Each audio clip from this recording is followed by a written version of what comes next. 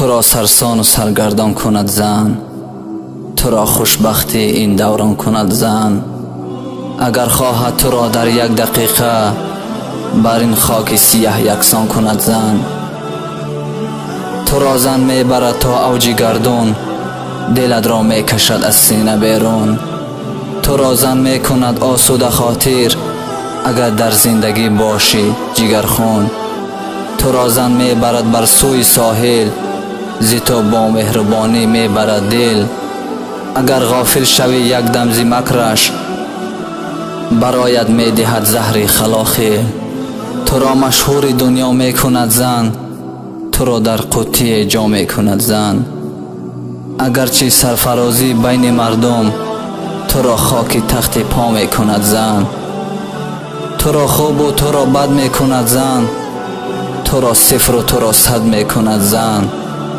تو را خواهد اگر شیطان کند او، تو را همچون محمد میکند زن. تو را خاطر پریشان میکند زن، تو را صد مشکل آسان میکند زن.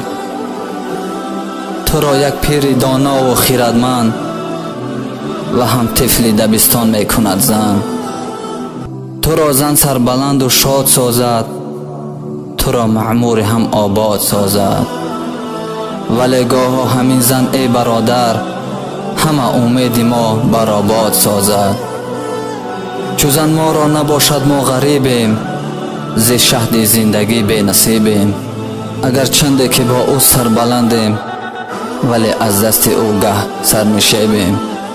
تو را سلطان و سائل میکند زن، به سوی خویش مایل میکند زن.